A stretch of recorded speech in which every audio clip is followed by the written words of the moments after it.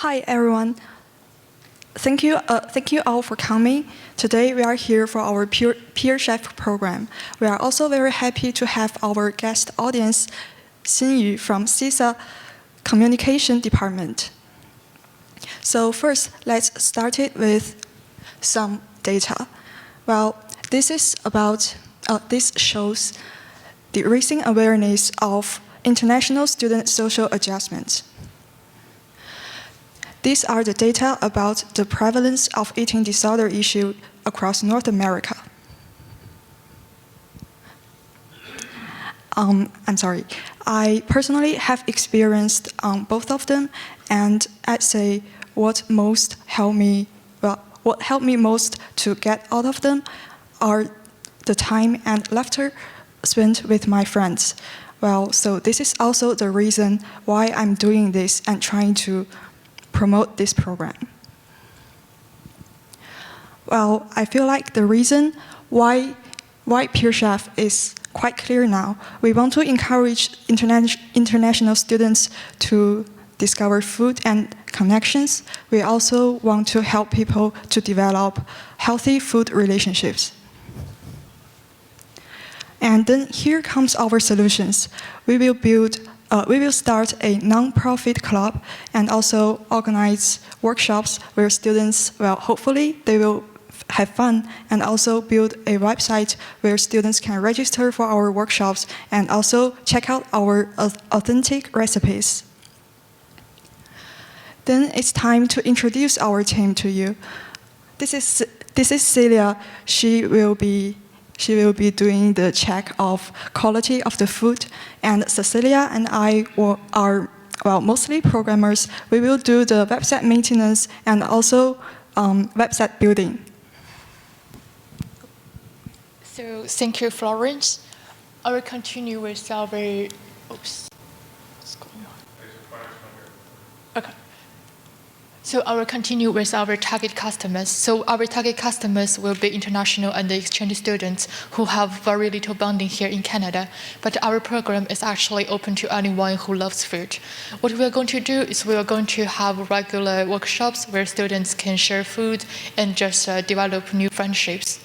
We believe that our project is going to have great impact at McGill University because international students is such a large population here. To better assess the customers, we actually distribute a questionnaire and we have received 129 responses. As we can see from the data, most of the data come from international students, so we think the results should well represent our target customers. As we can see from the percentage here, this means that 99.2% of the customers would like to participate in international activities, and all of them want to try dishes from another country. As we can see from the word cloud there, this is the food requirement asked by the customers. As we can see from the word cloud, this is a really large deviation. So in order to solve that, our platform actually actually ask the chefs to upload the recipes ahead of the workshops so the participant will know what ingredients will be used and how to cook them to avoid the energy problems that may be caused. We also ask people how much they want to pay for their lunch, and as shown from the bar graph here, most of them would like to pay an amount that is larger than $5, so we choose $5 as our registration fee if we actually require funding from this source. And Cecilia will talk more about the funding part later in our presentations. Now here's the question, so how many will be our potential customers and how many will be our potential chefs? As we can see from the two graphs here, people who do not know how to cook or people do not regularly prepare food for themselves will be our potential customers. Will people know how to cook and are willing to cook for other people as a volunteer will be our potential chefs. These two values are actually pretty much to a similar 1-to-1 ratio, so we think this is pretty good as we can enhance the participation among the participants. So the question is there some competitors out there in the market? The answer is yes. So there are some other clubs like McGill Midnight Kitchen and the McGill Food Coalitions. However, either the food options are very limited or the services are not held regularly over the year. There are also some other food suppliers, as we mentioned here, the food service, dining hall, and fast food restaurants. They are very convenient, but the food is expensive, and the people lack the communication opportunities with the chefs. And neither of them address the social integration problems we mentioned with international students.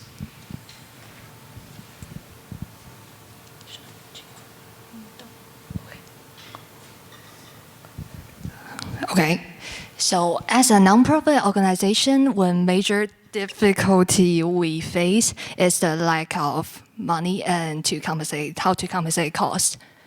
So our potential funding can come from these sources. So one of them is Goldie. This is why we are here, obviously.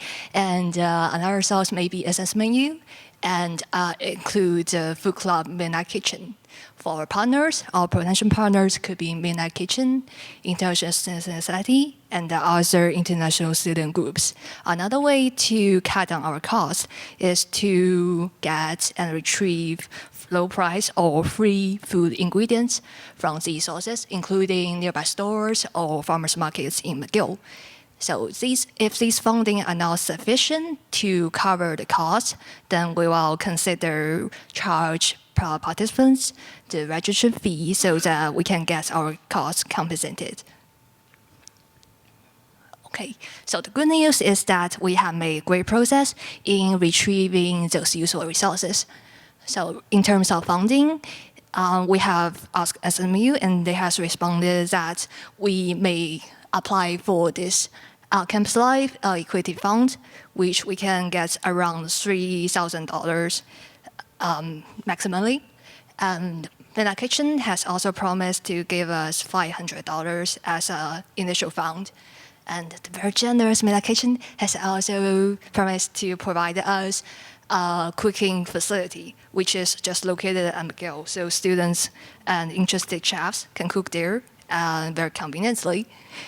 For participants, ISS and CISA, who is right there, can help us with promotion and recruiting participants as well as student chefs.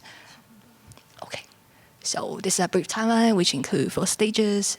So initially we can, from March to May, we will be designing a webpage, and from May we'll start a small-scale pilot project. From September we'll start our phone project, and later on, depending whether this project is slow or not, we'll decide if we can expand this project to other universities. So this is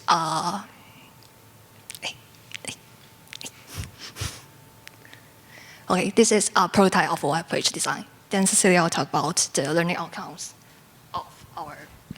So from Goldlead, we actually have learned a lot from Goldlead project. So we have to adapt our design based on the regulations existing at the McGill University. We also learn how to cooperate in a team, but have regular meetings with each other and with our mentor here. We also develop our leadership skills by reaching out to different possible resources for fundings and other help. And we think they are very important for our future career, as we heard back from our users and create iterations we're developing. And this Goldlead project also helps us to have a better negotiation skills. Thank you. Any questions?